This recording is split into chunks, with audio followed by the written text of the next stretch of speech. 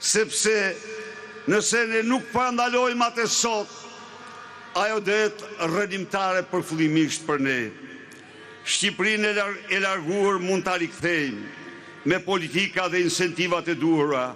Parat e vjedhura do t'i gjejmë dhe t'ja u kthejmë një për një qytetarëve. Rrogat, pensionet, minimum jetik do t'i 2-3 fishojmë. Të gjitha këto janë pjesë e programit tonë që paraqitëm në maj. Por miqtë e mi, nëse lejojmë këtë sekt anti-shqiptar të shkatrojë me të shenjtën familjen shqiptare, de facto është shkatrimi i Shqipërisë. Sepse familja ka qenë historikisht shtylla më kryesore e ekzistencës sonë.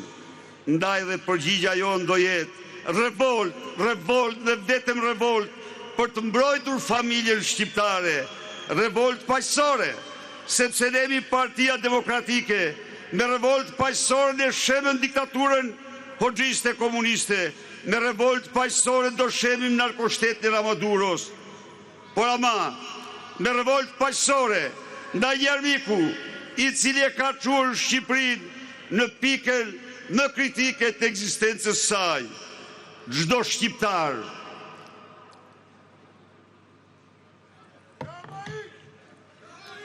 duhet jetë i qartë sot në pritshmërinë që ka ndaj popullit opozitar kundër një armiku të tillë që sot ka gjithë pushtetet dhe mbështetet nga kartelët e drogës më të dhunshme, më të fuqishme në botë, nuk fitohet vetëm.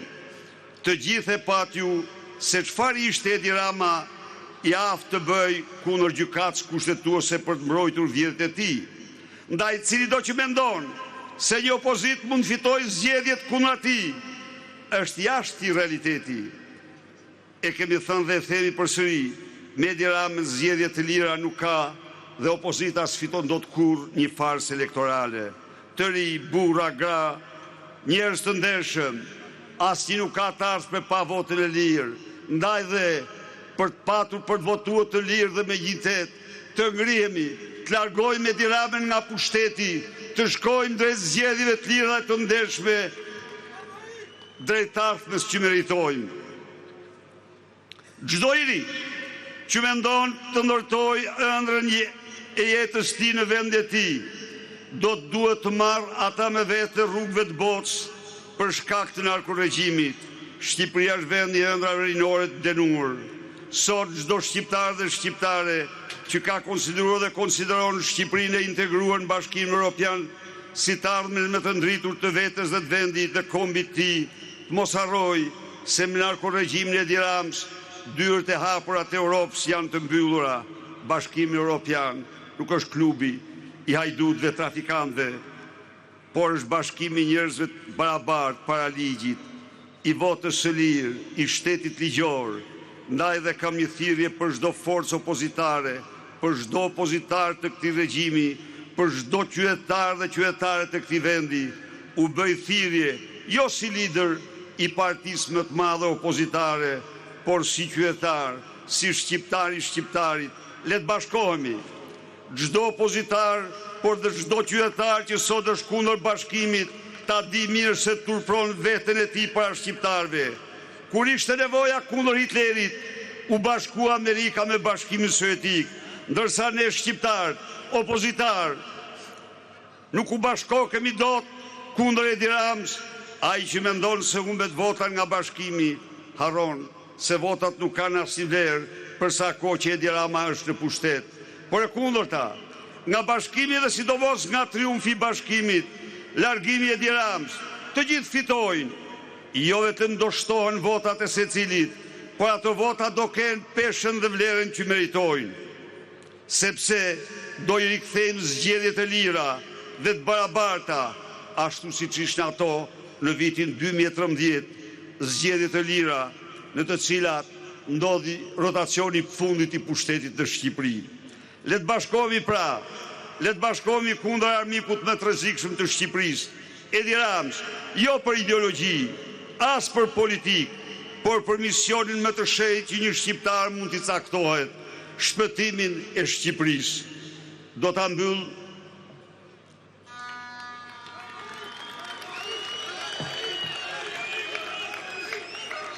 do të mbyll të fjalë me një thirrje për demokratët, për opozitarët dhe mbar shqiptarët që duan këtë vend. Keni sakrifikuar shumë, sidomos 4 vitet e fundit. Ju është dashur të veproni më shumë se sa si opozitar në kushte normale. Keni patur përballë kartelet e drogës, sulmet dhe mashtrimet e mediave të kontrolluara, mburojnë e lobinjeve ndërkombëtare të korrupturat narkoregjimit. Me idhrim kemi parë dhe tradhtar, lakej, pseudodemokrat që u larguan nga nesh dhe u bashkuan me flamurin e zi të Edi Ramës. Por jemi në kilometrën e fundit. Sakrificat tona nuk kanë shkuar dëm. 44 protestat u deshen për të çuar mrapa hekurave hajdutin e tretë më të madh të Shqipërisë. Me një betejë vigane kundër gazit dhe helmit, parandaluam grusht e shtetit që mbronte hajdutën e dytë më të madhe të Shqipërisë. Tani, radhën e ka hajduti kryesor, armiku më i rrezikshëm, më i pamëshirë i shqiptarëve, Edi Rama. Jemi në kilometrën e fundit, por mos harrojmë se kilometri i fundit kërkon dhe përpjekjet më të mëdha. Jemi shpresë e fundit e shqiptarëve. Le të hedhin ujë dhe gaz dhe çfarë të duan mbi ne. Por përballë hajdutëve asgjë nuk na spraps. Shumë helmet vendosur, shumë helmet revoltur, shumë helmet bashkur, shumë helmet guximshëm, shumë helmet palkundur në kryegëritjen tonë paqësore. Rrof shiu, rrof Partia Demokratike, opozita shqiptare, rrof Shqipëria, fitore, fitore, fitore.